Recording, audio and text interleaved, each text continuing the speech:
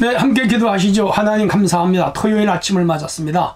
자, 오늘도 또 저희들이 큐티로 하루를 열고자 하오니 한 10분 정도의 말씀을 통하여 힘을 얻게 하시고 매일의 만나가 우리 영원한 양식이 되게 하옵소서. 예수님 이름으로 기도합니다. 아멘.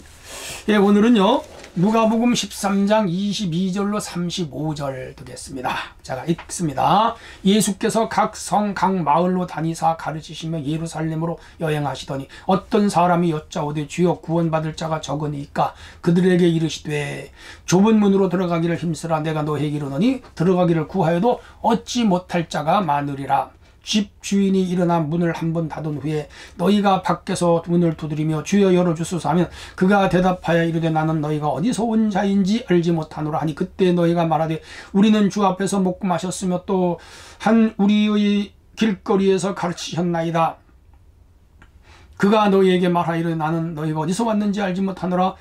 행악하는 모든 자들아 나를 떠나가라 하리라. 너희가 아브라함과 이삭과 야곱과 모든 선지자는 하나님 나라에 있고 오직 너희는 밖에 쫓겨난 것을 볼 때에 거기서 슬피 울며 이를 갈리라. 사람들이 동서남북으로부터 와서 하나님 나라 잔치에 참여하리니 보라 나중된 자로서 먼저 될 자도 있고 먼저 될 자로서 나중될 자도 있느니라 하시더라. 곧 그때 어떤 바리새인들이 나와서 이르되 나가서 여기를 떠나소서 헤롯이 당신을 죽이고자 하나이다. 이르시되 너희는 가서 저 여우에게 이르되 오늘과 내일은 내가 귀신을 쫓아내며 병을 고치다가 제3일에는 완전하여지리라 하라. 그러나 오늘과 내일과 모레는 내가 갈 길을 가야 하리니 선지자가 예루살렘 밖에서 죽는 법이 없느니라. 예루살렘아 예루살렘아 선지자를 죽이고 내게 파송된 자들을 돌로 치는 자요 암딸기 제 새끼를 날개 아래 모음같이 내가 너희의 자녀를 모리하니 몇 번이더냐. 그러나 너희가 원하지 아니하였더라. 보라 너희 집이 황폐하여 버림받으리라. 내가 너희에게 이르노니 너희가 주의 이름으로 오시는 이를 찬송하리로다 할 때까지 나를 보지 못하리라 하시니라. 아멘. 네, 오늘은요 하나님 주권에 의한 구원 두 가지 주제. 두 번째 하나님 작정에 따른 죽음. 네, 구원과 죽음 문제 둘을 다루고 있습니다.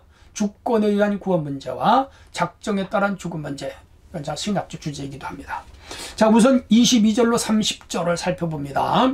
좁은 문으로 들어가기를 힘쓰라. 마태복음 7장에 있는 말씀이죠. 거기도 좁은 문으로 들어가라. 멸망으로 인도하는 문은 넓어 찾는 이가 많고 생명으로 인도하는 문은 좁고 협착하여 찾는 이가 적다. 그러니까 누가복음과 마태복음은 이 산상순이 뒤섞여 있다. 제가 전에 말씀드린 적이 있죠.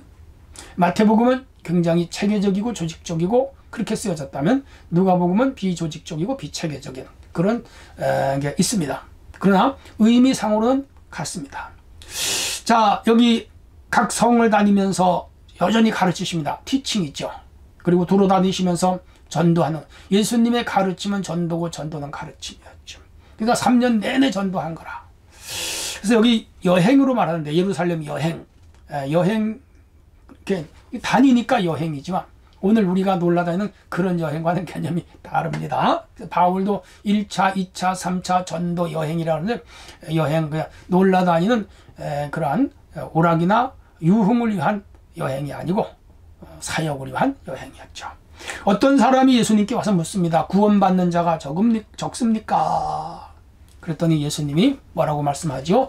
좁은 문으로 들어가라. 문이 좁은 것은 들어가기 힘들잖아요. 그렇죠? 넓은 문으로 들어가기 어려워도. 그러니까 예수 믿는 길은 구원의 길은 좀 좁다. 무슨 말이에요? 제약이 많다. 그런 얘기입니다.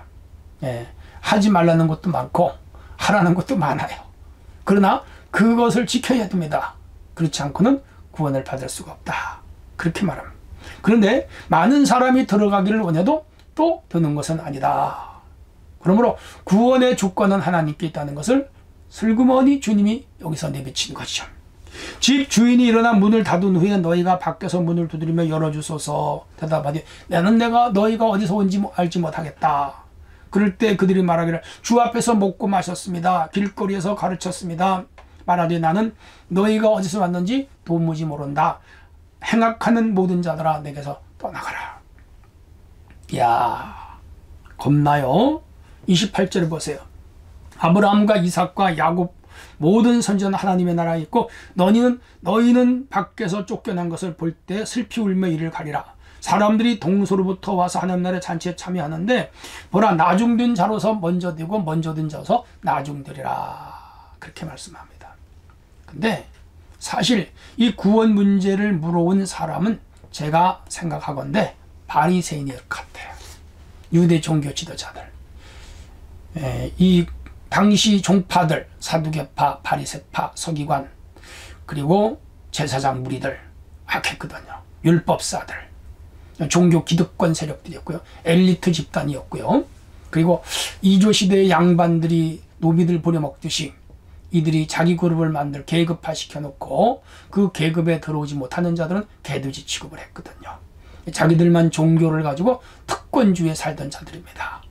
종교라고는 이름을 가졌지만 그들이 누릴 것 다 누렸고, 그리고 그들은 권력을 가지고 일반 대중들을 아주 업신여기고 깔아뭉갰거든요. 그래서 그 자들이 지금 구원 문제를 가지고 예수님께 접근할 때 예수님은 마음속에 은근히 화도 났어요. 그러면서 너네들이 의를 행했다 그러고 종교적인 계율과 계명과 율례와 법들을 지켰다고 하지만 거긴 진실성이 없고 공의가 없고 선이 없는 것들이었다. 그게 예수님의 일관된 꾸짖음이었죠. 그리고 구원 문제는 바로 하나님 주권 속에 있는 것이다. 그렇게 강조를 하고 있습니다. 맞아요. 우리 장로교의 구원과는 하나님 주권 안에 있습니다. 그리고 그 은혜를 인하여 믿음으로 말미암아 얻는 은혜입니다. 구원은 선물이에요. 하나님 우리에게 주시는 은총이죠. 자, 이런 의미에서 우리가 마음을 깊이 마음에 새겨야 되겠습니다. 한편 30절에 나중된 자로서 먼저 될 자도 있고 먼저 된 자로서 나중될 자도 있다는 이 말씀은 당시 문화적 배경이 있는 것이죠. 그들은 이 바리새인이나 서기관 같은 엘리트 종교 집단은 하나님 나라에 들어가고 그들이 말하는 세리, 창기, 그리고 죄인, 이렇게 무식한 목자 이런 자들은 못 들어갈 거라고 생각했는데 오히려 거꾸로 그들이 소외시킨 이러한 자들이 먼저 들어가고 그리고 종교, 율법, 기득권 세력들은 못 들어갈 수도 있다는 것을 비춘 것이기도 하고요. 이걸 좀 더 확대하면 예수님이 유대 땅으로 오셨는데 이스라엘로 오셨는데 그 나라 백성들은 아직도 예수를 안 믿잖아요. 10%도 안 돼요.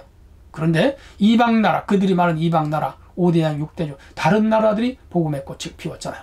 그러므로 이방인들은 구원을 받고 본나라 자식들은 구원을 받을 수 없다. 그렇게 해석할 수도 있습니다. 이것을 다시 오늘 현대적으로 재해석을 하면 우리 오래 믿은 사람이 오히려 하나님 백성으로서의 구원의 축복을 누리지 못하고 늦게 예수 믿고 교회 온 사람이 더 먼저 앞설 수도 있다 하는 것을 우리가 참으로 경고성 말씀으로 들어야 하지 않을까 그렇게 생각을 합니다. 아무튼 구원은 하나님의 작정, 하나님의 주권 속에 이루어지는 것이다.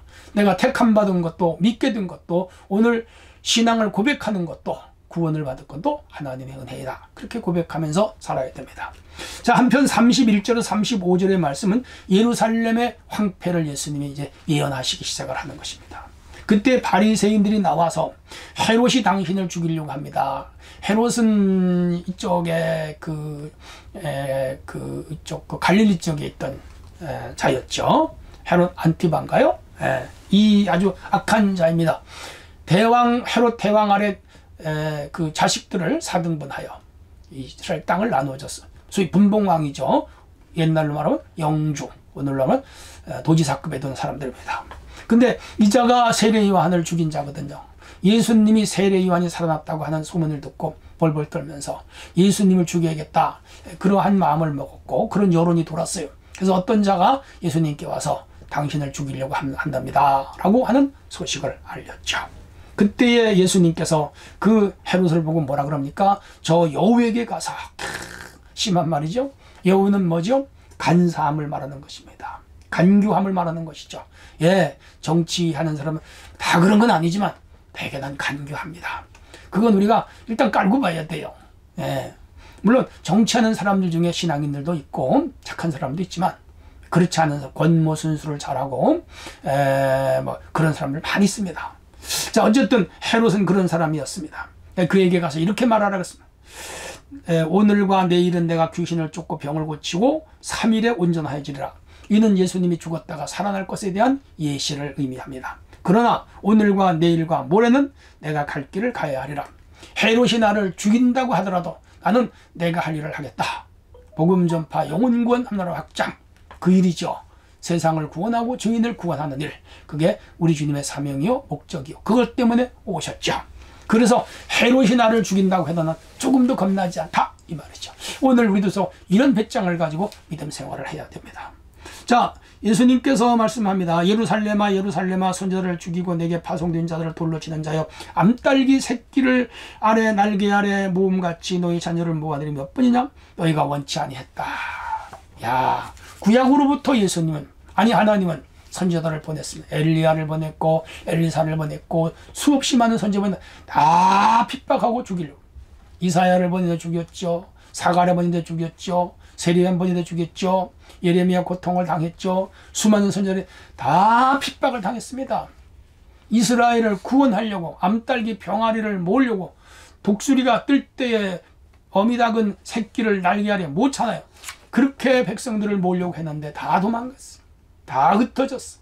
하나도 주께로 돌아오지 않았어. 예수님의 아픔을 지금 여기서 말씀하시는 거야. 결국은 내 집이 황폐하리라, 버림받으리라. 이르노니 주의 이름으로 오시는 이를 찬송하라 할 때까지 나를 보지 못하리라. 예수님이 재림하실 때까지 너희는 나를 보지 못하리라. 무슨 말씀이에요? 실제로 주 70년에 유대 전쟁에서 이스라엘은 로마에 패하고 많은 수만 명의 청년들이 끌려가서 노예 생활하다가 죽었고, 나라는 망했고, 백성들은 흩어졌고, 전 세계로 디아스포라가 됐고, 그렇게 해서 2000년간 나라 없는 백성들로 맴돌았는데, 주님이 재림하실 때가 멀지 않은 것 같아요. 그들이 1948년에 이제 유엔으로부터 지금의 이스라엘이 되었습니다. 한 70년 되었네요. 자, 그리고 이스라엘 백성들 가운데 주께로 돌아오는 자들이 점점 많아진다는 그런 이야기도 들어본 적이 있습니다. 아무튼 간에, 그래서 이스라엘은 하나님을 그리고 예수님을 저버림으로 결국 무서운 죽음의 심판을 가져오게 됐고, 국가적으로도 망했다는 거. 그러므로 오늘 우리가 하나님을 잘 믿어야 하는 이유는 여기가 있는 거예요. 잘 믿으셔야 돼요. 설렁설렁 믿지 말고, 얼렁뚱땅 믿지 말고. 목사님 안 믿는 사람은, 그 사람들은 그 사람들이에요. 그들은 유기된 자들이고, 예수께로 나왔고 구원을 받은 주의 백성들이 세상에 끌리고 유혹에 넘어가고 시험에 들고 환경에 따라서 우지좌지되고 믿음이 막 흔들리면 곤란해져요. 여러분, 이 어려울 때일수록 더 믿음에 굳게 서서 여호와 한 분만을 의지하며 주님께 버림받지 않는 자들로 살아야 되겠습니다. 하나님 감사합니다. 오늘 하루도 승리하게 하옵소서. 예수님 이름으로 기도합나이다. 아멘.